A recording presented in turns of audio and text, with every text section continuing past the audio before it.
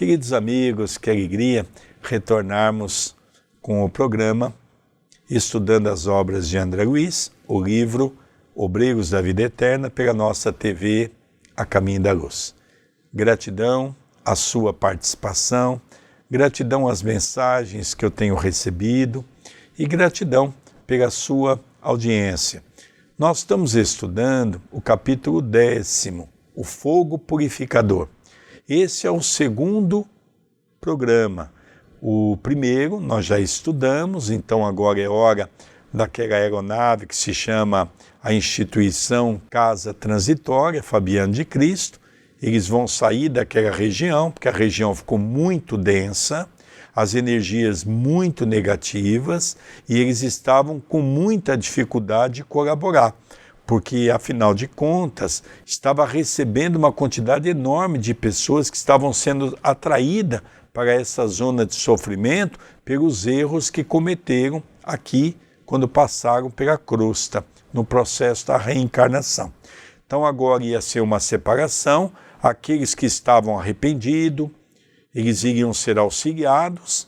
Então a aeronave lançou uma rede de 5 metros, e só iriam entrar aqueles que tinham um aro de luz, que tinha em torno de si uma corrente de luz, não é? Vamos então dar continuidade para nós acompanharmos tudo isso. Mas antes disso, André, tudo bem com você? Tudo bem, querido Sérgio, que Jesus abençoe o nosso encontro e ampare o nosso programa.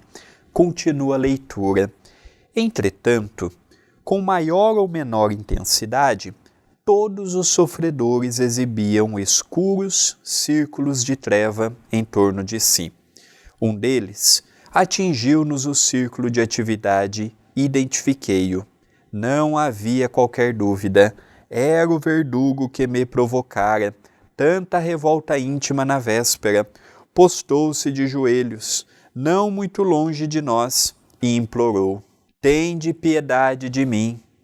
As fogueiras ameaçam-me, penitencio-me, penitencio-me. Fui pecador, mas espero contar com vosso auxílio para reabilitar-me.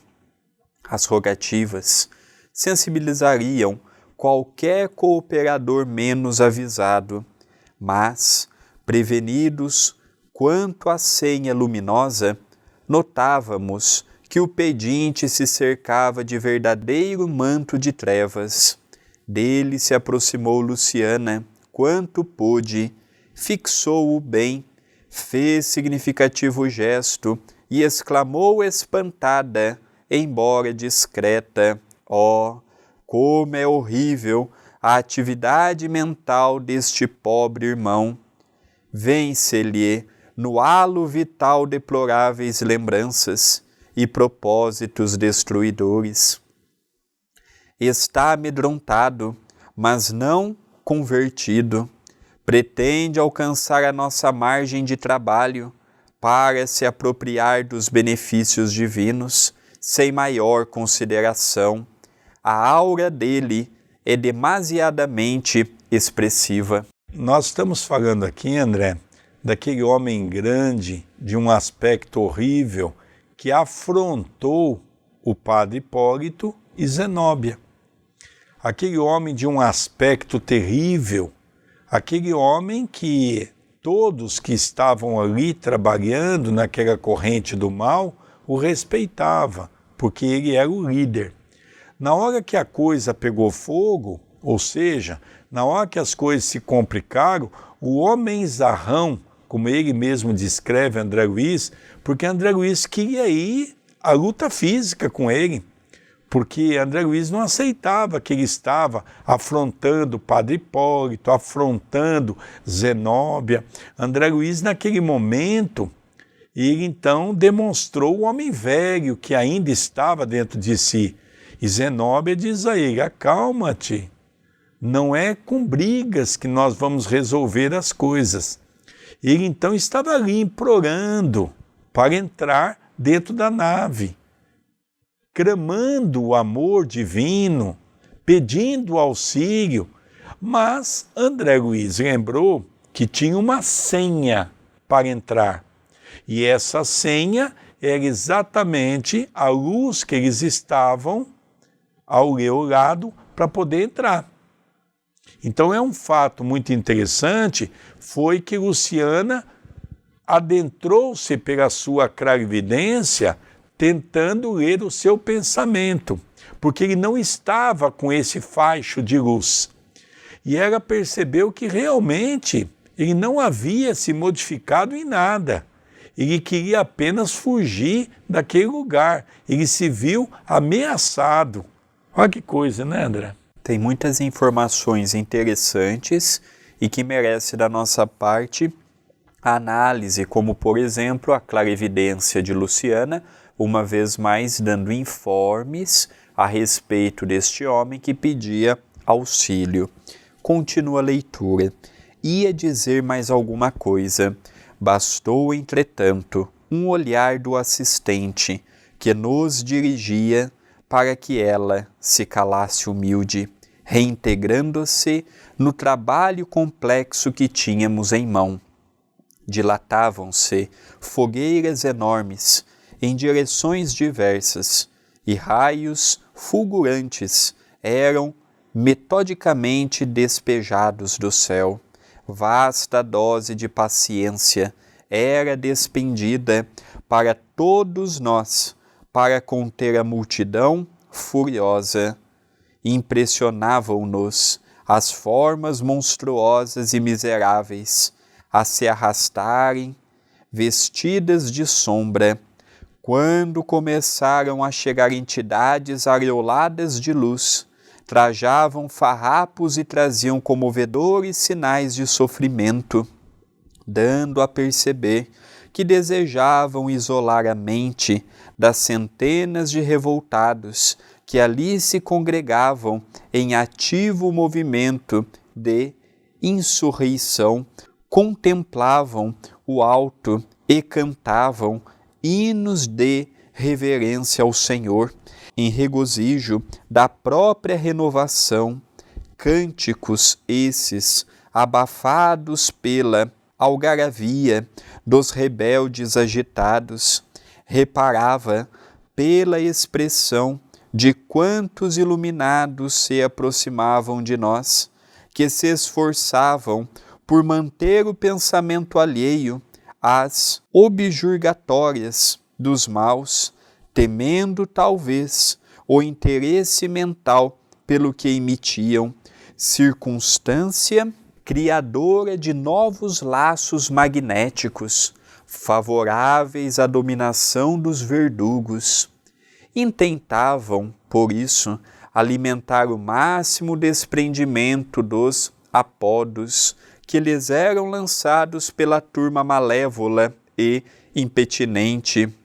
Formavam agrupamentos de formosura singular, sublimes quadros de paraíso no inferno de atrozes padecimentos, vinham de mãos entrelaçadas, como a permutar energias, a fim de que se lhes aumentasse a força para a salvação no minuto supremo da batalha que mantinham, talvez desde muito antes, e esse processo de troca instintiva dos valores magnéticos infundia-lhes prodigiosa renovação de poder, porquanto levitavam sobrepondo-se ao desvairado ajuntamento, emolduravam-lhes a fonte belos círculos de luz, com brilho mais ou menos uniforme,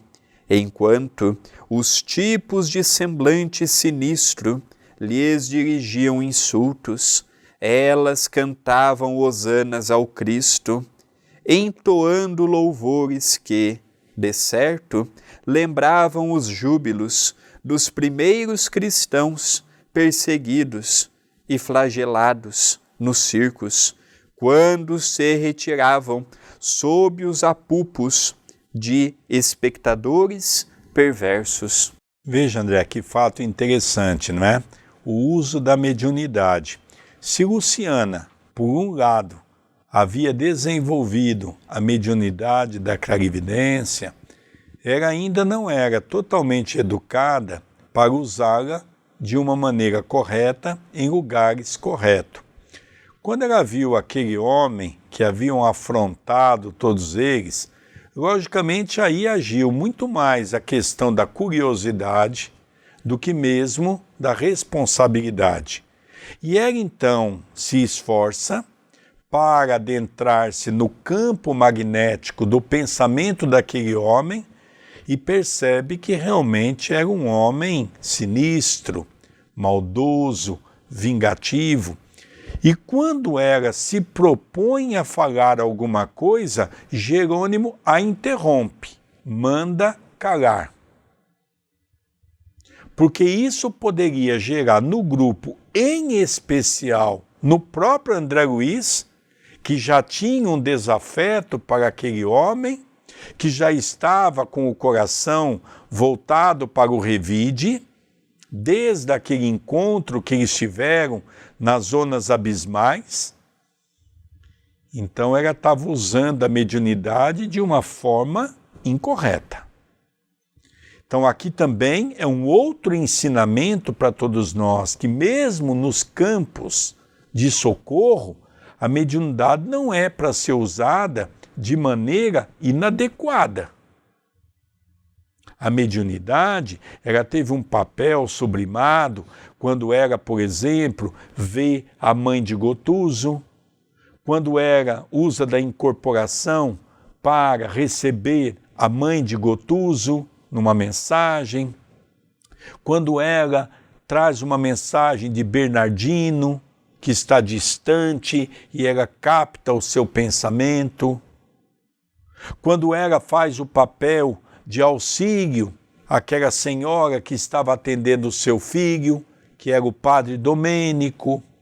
Então ela usou a mediunidade em vários pontos importantes, quando foi necessário, mas quando ela tentou usar em momentos inoportunos, Jerônimo lhe chamou a atenção. O que é natural, porque Luciana era uma trabalhadora, como nós outros, em aprendizado. E cabe ao instrutor nos ensinar quando estamos equivocados. Então, o papel de Jerônimo é um papel também de muita importância, porque Luciana, ela não tinha a visão e o alcance do que aquilo poderia descortinar. Por isso que nós temos aqueles que chefiam exatamente para levar a luz à frente, levando aqueles outros que não tinham tanta compreensão, André Luiz, o Padre Hipólito, Luciano, para uma compreensão e um desenvolvimento de suas faculdades. Um outro ponto interessante, André, que mesmo essas pessoas estando com essa auréola iluminada, com esse faixo de luz, eles se apresentavam de maneira muito triste, não é? Eram verdadeiras entidades sofredoras. Não é porque já tinha melhorado um pouco o padrão do pensamento que eles já estavam ali de outra maneira. Não, eles estavam sendo recebidos como doentes e realmente em situações lamentáveis. E muitos iam cantando, glorificando a Deus, porque é importante dizer que a maioria dessas pessoas aqui eram cristãs, católicos, espíritas, protestantes, pessoas que conheceram Cristo. A maioria dos que estavam sendo socorridos lembraram de uma prece, lembraram de Jesus, não apagou o crime que eles cometeram perante a lei divina. Não, mas era uma oportunidade de amparo e de socorro. Mas, para se acolherem ao asilo de Fabiano, necessitavam pousar rente a nós, que lhes abríamos passagem prazerosamente. Entretanto, para alcançarem o átrio da instituição, eram compelidas à quebra da corrente de energias magnéticas recíprocas, mantendo-se de mãos separadas, e os recém-chegados, em sua maioria, desvencilhando-se involuntariamente uns dos outros, tombavam enfraquecidos após prolongado esforço, logo aos primeiros passos na região interna da casa transitória. Semelhavam-se, assim, às aves esgotadas em laboriosa excursão, depois de atingirem o objetivo que as fizera afrontar distâncias e tormentas. Então veja, quando eles conseguiram passar por aquela rede, que mais ou menos 5 metros, quando eles entraram na nave, a maioria estava tão enfraquecido que eles foram caindo. Então as pessoas foram socorrendo, nós vamos ver um pouco adiante, em macas, para levá-los para que eles pudessem ir para uma cama para iniciar o tratamento. Então eles estavam totalmente cansados, abatidos, estavam assim com uma aparência muito ruim. Talvez aqui André Luiz até se lembrou quando ele chegou em nosso lar, uma aparência ruim, uma aparência desconfortada pela sua condição espiritual, do sofrimento que ele viveu nas zonas umbrarinas. Então tudo isso para André Luiz não era nada novo, porque ele mesmo viveu essa situação. Na qualidade de aprendiz incipiente, angustiava-me a observação. Tudo, no entanto, fora previsto pelas autoridades administrativas do Instituto. Enfermeiros e macas, em grande número, estacionavam não longe de nós, promovendo socorros imediatos. Pequenos e admiráveis cordões de entidades, transformadas interiormente pelos dolorosos banhos de pranto santificador, chegavam agora de todos os lados, e as hordas ferozes e irônicas, rodeadas de trevas, multiplicavam-se também em turbas compactas, ferindo-nos a audição com blasfêmias e injúrias contundentes. Entre os ingratos e rebelados havia, contudo, criaturas que se mostravam aflitas e genuflexas. Tocavam-nos o coração fraterno com seus brados de socorro e amargurosas queixas, as quais, porém, não podíamos aliviar com qualquer benefício precipitado, em virtude da perigosa condição mental em que se mantinham, condição que lhes impunha sofrimentos reparadores. Então aqui ele começa a perceber 2 momentos. O primeiro momento, aqueles que estavam entrando na casa transitória, totalmente desfalecido pelo cansaço que se encontravam, havia um cordão de pessoas que estavam restituindo a eles, antes de chegar à maca, uma energia magnética, o que nós chamamos de passe, de energia magnética, para que eles pudessem, então, recompor um pouco o seu perispírito daquelas energias daqueles irmãos que ali estavam. E o segundo momento que nos chama a atenção é que André Luiz percebe que muitos daqueles que estão querendo entrar, que eram os trabalhadores daquele líder, eles estavam até amedrontados, eles estavam confusos, eles queriam auxílio, mas percebeu-se que não havia condições de os auxiliar pela condição espiritual que eles estavam. Voltamos àquela condição inicial. Não basta querer, nós temos que fazer merecimento. Não basta nós querermos alguma coisa, é necessário que tenhamos algo para justificar. Eles não tinham bons pensamentos, não queriam se modificar, eles não queriam ser socorridos. Eles achavam que o mundo que eles vivem é o mundo correto. Então eles queriam apenas uma fuga para continuar com os delitos que eles sempre cometeram. Por isso que esta obra é um alerta para nós, mostrando-nos que a questão da consciência ela é implacável, porque ali que não havia vítima, eles sabiam que eles haviam equivocados. Eles sabiam que o sofrimento que estavam passando não era em vão, não era renúncia, não era uma dificuldade pelo Cristo. Foram lutas, problemas, dificuldades gerados por eles mesmos. E mesmo eles cometendo tudo o que cometeram, olha que maravilha, instituições como esta, que não é a única, não é a maior, não é a melhor, igual a casa transitória de Fabiano, o mundo espiritual está cheio.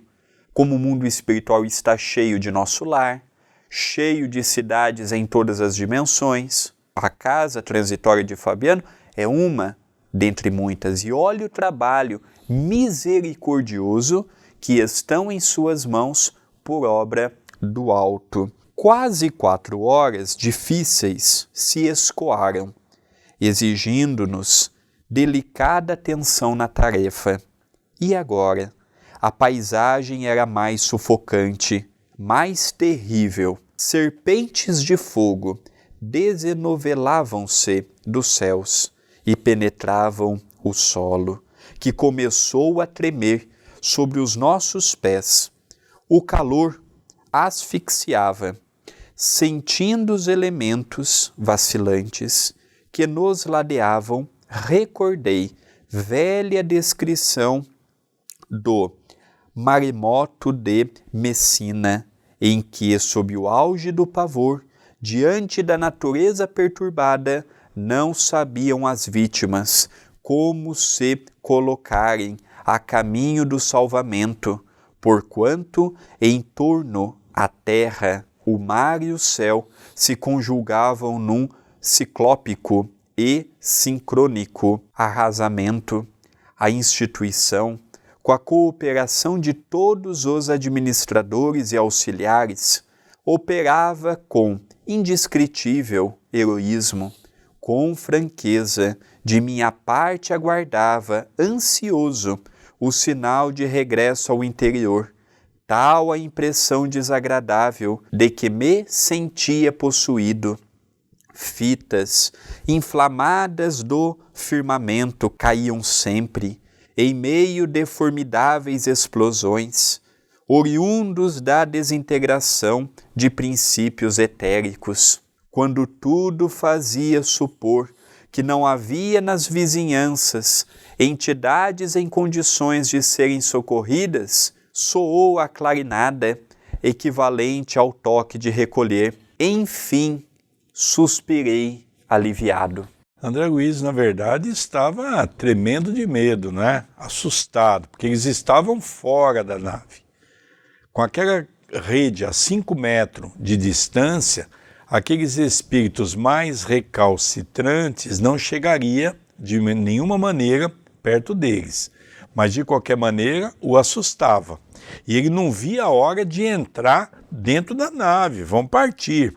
Vamos relembrar que havia sido programado 4 horas. Seria o tempo necessário para atender todos aqueles irmãos que queriam ajuda e estavam preparados para a ajuda. O restante não seria atendidos. Então chegou ao término das 4 horas, é hora então da aeronave levantar o seu voo. É hora de sair dali, porque logicamente as coisas iam se complicar ainda mais, porque aqueles relâmpagos, aqueles raios estavam chegando cada vez mais perto e não dava mais para eles ficarem parados naquela zona, naquela região. E ele também queria entrar para poder fazer pergunta, porque ali eu creio que ele tinha muitas dúvidas e no meio ali da batalha não tem como você olhar para o lado, as pessoas próximas de você querendo socorro, ele com dúvida na cabeça, não sabia se perguntava, se olhava para o lado, se socorria. Então a cabeça de André Luiz nesse momento é ter ficado um tanto aliviada quando chegou no término da atividade. Consoante instruções recebidas, abandonamos os aparelhos eletromagnéticos da defensiva ao funcionamento indiscriminado e afastamo-nos apressadamente.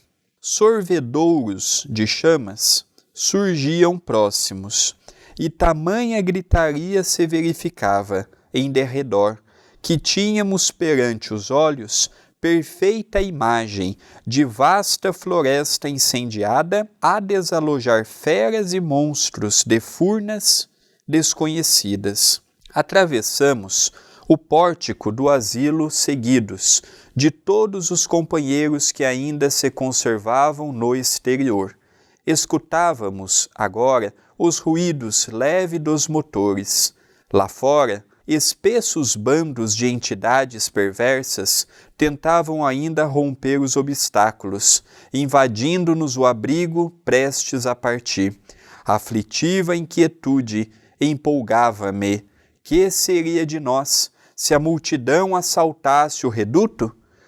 Por outro lado, a queda contínua de faíscas chamejantes, a meu ver, punha em perigo a organização. Por que não desferir voo imediatamente? Era forçoso considerar, todavia, que dentro do asilo reinava absoluta ordem, não obstante o ritmo apressado do trabalho. Acomodações simples, mas confortadoras, recebiam sofredores extenuados, e serena como sempre. Como se estivesse habituada às perturbações externas, a irmã Zenóbia controlava a situação, ultimando providências. Nós vimos que, apesar de toda a perturbação que o ambiente naturalmente ali fora gerava, dentro da instituição tudo se mantinha calmo. A própria dirigente Zenóbia, ela não demonstrava traço de irritação, traço de desequilíbrio, palavras ásperas, palavras mal colocadas. Pelo contrário, a instituição tinha a cara de Zenóbia. Ali dentro, tudo caminhava na mais perfeita ordem. Espíritos sim sofredores, agoniados, desesperados, mas recebendo auxílio. A nave, por assim dizermos, a casa transitória de Fabiano, ainda não havia alçado o voo. E aquilo também chamou a atenção de André, porque quando ele olhou como se fosse uma janela, vendo aquele quadro todo, ele viu que, conforme o fogo chegava próximo, agitavam também aqueles espíritos que não podiam estar ali dentro. E a todo custo, eles tentavam romper aquelas barreiras. E ele ficou preocupado se algo ocorresse, se aqueles espíritos conseguissem transpor aquelas barreiras, como seria? E ao mesmo tempo ele perguntou por que já não ia de uma vez. Então aquelas perguntas naturais que André Luiz em suas obras formulavam, ele continua formulando aqui também, porém desta vez já menos amedrontado, porque ele já não se encontrava em contato direto com aqueles espíritos que permaneciam fora da instituição. Outro ponto interessante, eu fico aqui imaginando, quando a gente lê um livro, quando a pessoa está contando uma história, o interessante é quando nós tentamos nos colocar no lugar da pessoa. Conforme as redes iam sendo puxadas, era natural que aqueles espíritos iam chegando cada vez mais perto da nave. A nave já havia fechado todas as suas portas, já estava altamente tudo controlado, mas André Luiz começou, naquele impulso natural de quem é indagador, a perguntar: meu Deus, e se esses espíritos entrarem aqui dentro? O que será de nós? São espíritos violentos, são espíritos problemáticos, são espíritos que não medem esforço para fazer o mal, são vingativos, são perversos, são cruéis. Ele pensou tudo isso.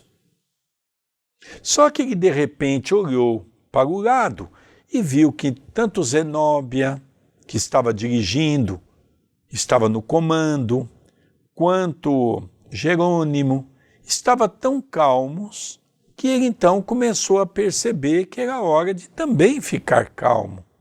E ele já queria logo com a aeronave fosse embora, vamos embora daqui, já ajudamos quem tinha que ajudar. Nós somos mais ou menos assim, né? Eu vejo, por exemplo, a nossa sopa. É engraçado, cada companheiro que participa da sopa tem uma peculiaridade. Tem pessoas que a gente percebe, André, que não vê a hora de acabar a sopa para ir embora. Assim tem uma pressa, não é? Tem outros que já conseguem entender todo o trabalho, porque no final nós sentamos, respiramos fundo, descansamos um pouco o nosso corpo, fazemos uma prece final e aí vamos embora. Então nós percebemos que André Luiz é a expressão ainda nossa, não é? Então André queria resolver todo o problema. Então eu acho muito interessante essa reflexão. Todas as portas de acesso fácil ao interior foram hermeticamente cerradas. Logo após, a orientadora chamou-nos à vasta sala consagrada à oração e esclareceu que a casa transitória, para movimentar-se com êxito, não necessitava apenas de forças elétricas, baseadas em simples fenômenos da matéria diferenciada, mas também de nossas emissões magnético-mentais, que atuariam como reforço no impulso inicial de subida. Zenóbia fora breve, dadas as circunstâncias do momento. Mantínhamo-nos todos em ansiosa expectativa, concentrados na câmara da prece, com exceção dos companheiros que se achavam em serviço de assistência imediata aos recolhidos das últimas horas e de quantos se conservavam de sentinela junto à maquinaria em funcionamento. Funda emoção transparecia em todos os rostos. Lá fora, rugiam elementos em atrito. A diretora, após convidar-nos a transfundir vibrações mentais, num só ato de reconhecimento ao Senhor, tomou entre as mãos lindo volume. Reconheci-o imediatamente. Era a Bíblia, nossa conhecida de tantos anos. Abrindo-a, atenciosa, a orientadora começou a ler o Salmo 104 em voz alta, pausada e solene. Aqui, André, nós percebemos que é hora da prece. A oração já havia ocorrido, a ação de agora, o trabalho em favor dos mais necessitados, daqueles que estavam à busca de auxílio. Eles já haviam todos sendo encaminhados para aqueles quartos, para aquelas acomodações que eles iriam ficar. Zenóbia então reúne os dirigentes para uma prece de agradecimento, de reconforto e de auxílio. Logicamente, não eram todos que poderiam participar, porque muitos estavam, os subchefes, acompanhados das equipes, tratando das pessoas que havia sido socorrido. Então, é natural que agora é um momento de agradecer a Deus por aquela oportunidade. Ela pega uma Bíblia e lê o Salmo 104, que o André vai ler para todos nós, e logicamente, como é feito na prece, todos os cômodos, ou seja, todos os cantos daquela nave, ouvem a mensagem. Então as pessoas estão trabalhando, atendendo aqueles necessitados com alimento, com medicação, com auxílio. Todos eles vão ouvir essa mensagem, transmitida com muito amor, com muita alegria. E é um ponto fundamental que não podemos deixar passar batido. A prece era tão importante no funcionamento de translado daquela aeronave quanto a força elétrica. Nós estamos habituados com o nosso carro, por exemplo, se faltar combustível, colocamos, ele funciona. Aqui, não adiantaria apenas ter o combustível que era a força elétrica. Se não tivesse o pensamento coeso, se não tivesse a união, se não tivesse o reconhecimento a Jesus, aquela atividade não daria por término. Então nós vemos o quanto a oração ela é colocada por André Luiz com uma importância significativa.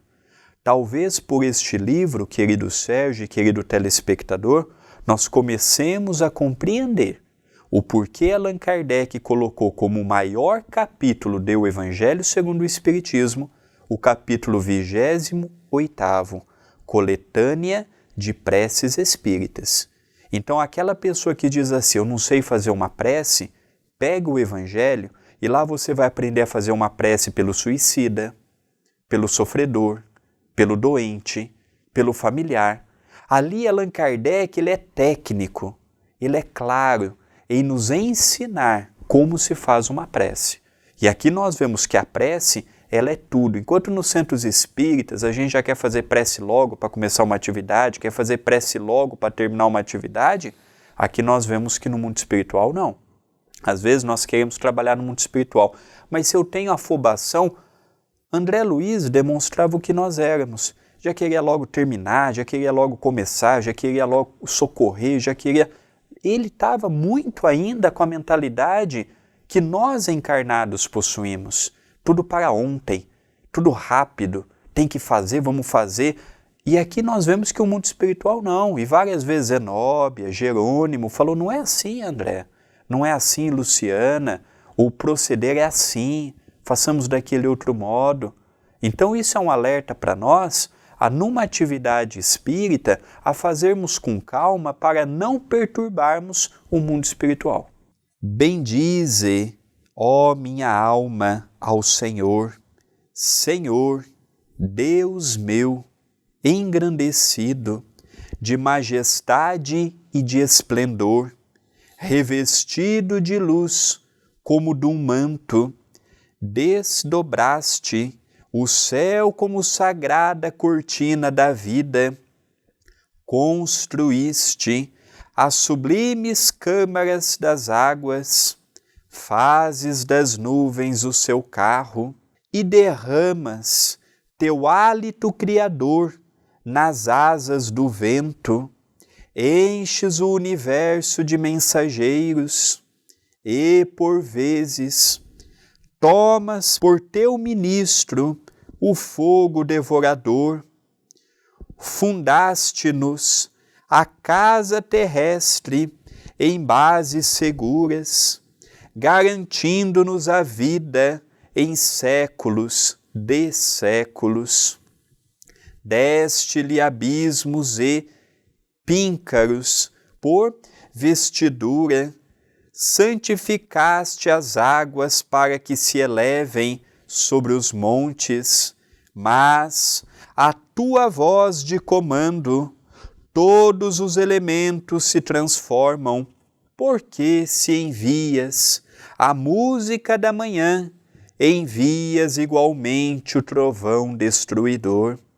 Elevam-se montanhas, descem vales, ao lugar que lhes marcaste, sem que ultrapassem seus limites, fazes sair, Senhor, as fontes dos vales, fertilizando os montes, dás de beber aos animais do campo e sacias a sede as plantações silvestres, onde as aves do céu guardam seu ninho, louvando-te dia e noite.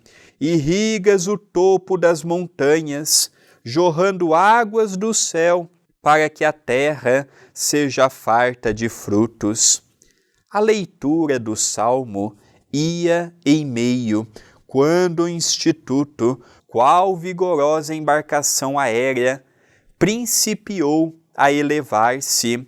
A devotada orientadora não lia apenas, pronunciava os vocábulos de louvor compilados há tantos séculos, sentindo-os intensamente, ó maravilha!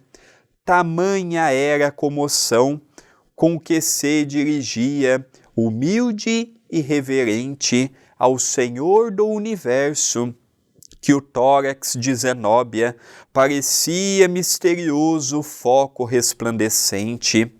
Contagiados pela sua fé ardorosa, uníamo-nos na mesma vibração. O oratório encheu-se de profusa claridade, luz irradiante ganhava os compartimentos próximos e deveria espraiar-se lá fora, no campo de sombras espessas. Eminentemente comovido, observei que a casa transitória, deslocada vagarosamente de início, punha-se agora em movimento rápido. Aqui, André, nós vamos ver alguns pontos interessantes, não é? E começa a perceber que a aeronave começa a andar de uma maneira vagarosa e agora ele já começa a perceber que ela começa a tomar um novo ritmo, não é? Ela começa a andar de maneira diferente.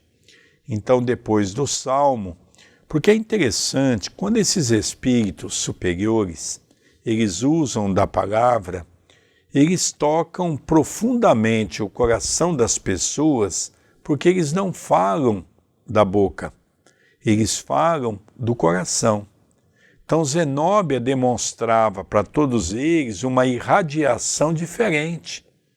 Brotava nas suas palavras a fé, a esperança, no coração de todos aqueles que a ouviam, porque Zenóbia, ela era um coração grandioso, ela tocava as raízes da alma das pessoas que ali estavam, do sentimento.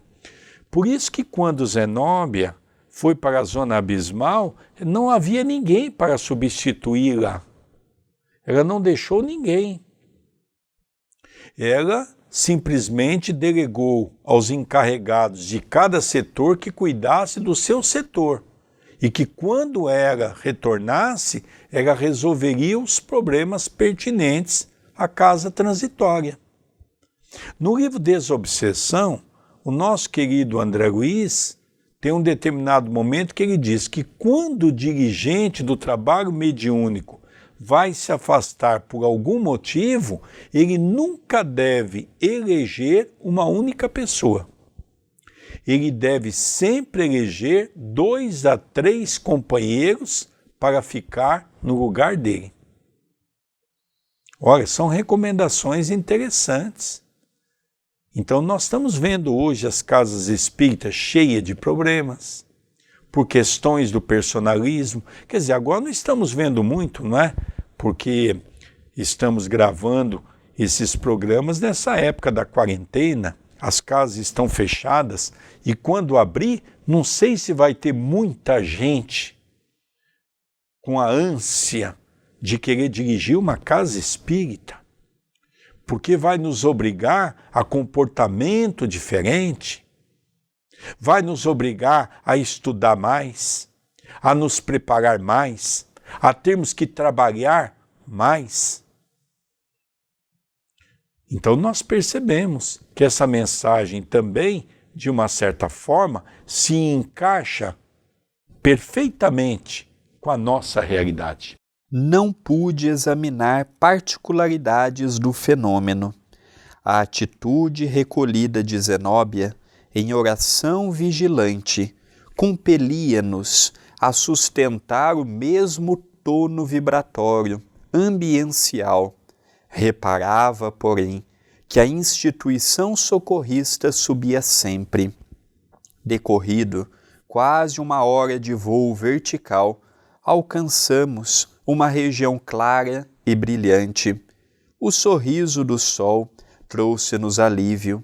Levantou-se a diretora e, seguindo-a, erguemo-nos de novo, compreendendo que a fase perigosa passara. Então vejam, a aeronave ela sempre subia, vertical, durante 1 hora. Depois de 1 hora, ela começa a ir no sistema horizontal. Então ela tinha um trajeto que ela seguiu. Então 1 hora vertical e depois ela começa a tomar um caminho no horizontal. Aqui eles já começam a perceber uma coisa interessante. Eles já começam a enxergar o sol. Vamos relembrar que aquela região, ele não via o sol. Vamos relembrar que quando aquela aeronave estava, a casa transitória naquela região, ele só via as luzes da aeronave que ficava acesa o tempo todo. Então isso é um detalhe muito interessante para a nossa análise.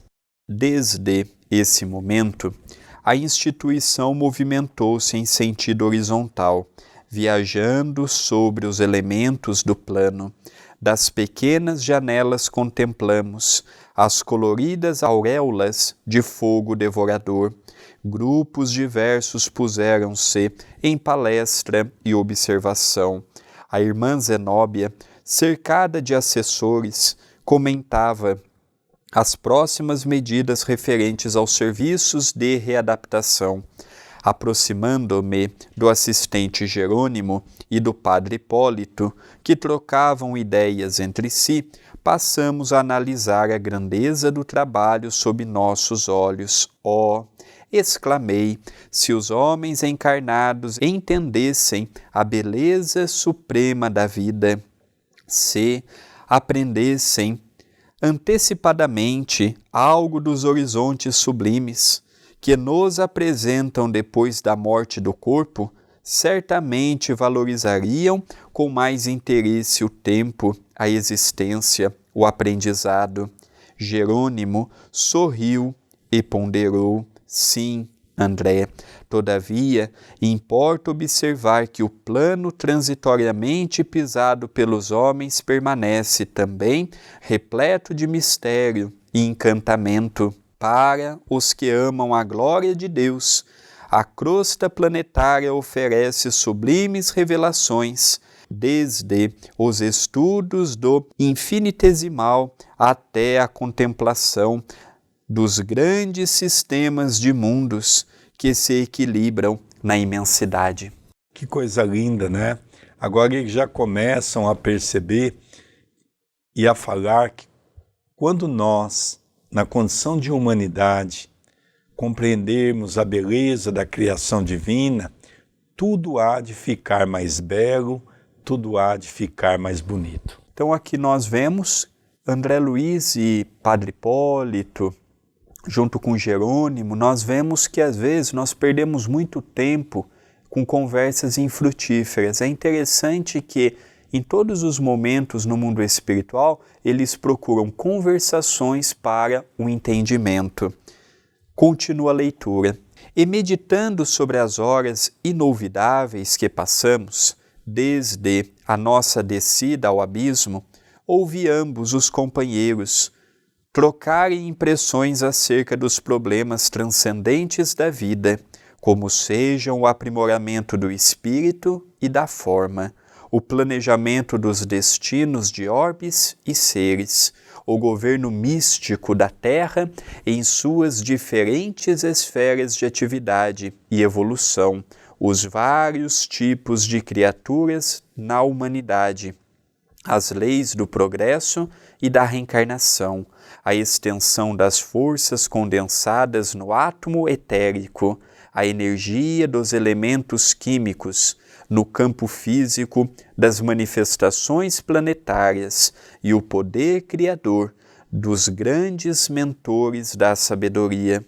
Escutava-os entre o silêncio e a humildade, como aprendiz extasiado diante de mestres benévolos e experientes. Em breve, porém, após aurir lições que jamais esquecerei, reparamos que a casa transitória descia suavemente. Regressávamos ao círculo de substância densa, embora menos pesada e menos escura. Dentro, em pouco, pudemos localizar o abrigo de Fabiano, em outra zona de serviço fraterno. Extensa legião de servidores aguardava a nossa chegada, a fim de colaborar conosco no esforço de readaptação. Gastáramos na viagem 3 horas e 35 minutos. Complexas atividades esperavam os obreiros dedicados. Preliminarmente, porém, a irmã Zenóbia, radiante, congregou-nos na jubilosa prece de agradecimento, após a qual Jerônimo nos convidou a sair. 5 irmãos fiéis ao bem, já em vésperas de libertação da carne, aguardavam-nos o auxílio na crosta da terra e era necessário partir. Veja que coisa interessante, os 4, aquela equipe chefiada por Jerônimo, o padre Hipólito, Luciana e André Luiz, estavam passando pela casa transitória Fabiano de Cristo, quando então Zenóbia pede um auxílio para atender um amigo muito querido, que era o padre Domênico. Agora que eles vão iniciar as atividades pelas quais eles haviam sido constituídos em nosso lar. A experiência deles seriam em cima de 5 casos desencarnatórios que eles iriam acompanhar para recepcioná-los no mundo espiritual. E nós vamos ver cada caso e nós vamos ver como é que eles chegaram no mundo espiritual. A viagem, 3 horas e 35 minutos. Há muitas pessoas que querem modificar o horário, o calendário do mundo espiritual. O nosso planeta segue o mesmo processo de horário. E nós que muitas vezes imaginamos coisas que os espíritos vêm nos afirmar que são realmente idênticos ao nosso. Uma viagem de 3 horas e 35 minutos, sendo que 1 hora foi em forma vertical, depois andou-se durante um bom tempo horizontal, e quando chegou à altura da região que eles iriam atender, novamente ela desceu, porque é uma aeronave, é uma casa transitória que atende exatamente espíritos em zona de sofrimento abismal. Não existe só uma região de abismo no mundo espiritual, são várias. Só que agora André Luiz percebe que é uma região menos densa, menos pesada do que era onde eles estavam. Quem está nos acompanhando pela primeira vez, nós recomendamos que vá na playlist do estudo do livro Obreiros da Vida Eterna e acompanhe desde o prefácio de Emmanuel, porque cada capítulo ele é rico em informações, ele é rico em conceitos, ele é rico em detalhes que podem nos ajudar a compreender melhor as situações. Então, quem está nos acompanhando de alguns programas para cá e não pegou desde o início, é um convite que nós fazemos. O programa que vem será o início do capítulo 11º, então já chegamos na metade do nosso estudo. Olha como o tempo passa, tanto para nós quem gravamos, quanto para os amigos que acompanham os programas. E estamos com a nossa campanha para atingirmos os 50.000 inscritos. E só chegaremos a esta marca com a sua ajuda. você se inscrevendo, você divulgando, você compartilhando, você mostrando para o outro um material que tem te ajudado. Então nós pedimos muita tua ajuda na elaboração deste canal, que não é do André, não é do Sérgio, não é do Centro Espírita Perdão, Amor e Caridade. É de todos nós que o fazemos. E desde já, eu e o nosso querido Sérgio agradece as mensagens, o carinho e a ajuda que todos têm para conosco. Queridos irmãos, então agora nós vamos entrar numa nova fase, no capítulo 11º, que é a fase do trabalho que eles se comprometeram em nosso lar, que é atender 5 desencarnados. Vamos acompanhar cada caso, cada situação, e eu tenho a certeza que vai ser um grande aprendizado para todos nós. Estamos encerrando o programa estudando as obras de André Luiz, o livro Obreiros da Vida Eterna, pela nossa TV, A Caminho da Luz. O nosso beijo carinhoso, a nossa gratidão e que nosso Senhor Jesus Cristo possa continuar nos abençoando, nos envolvendo hoje e todo sempre. Votos de muita paz, de muita luz e até o próximo programa.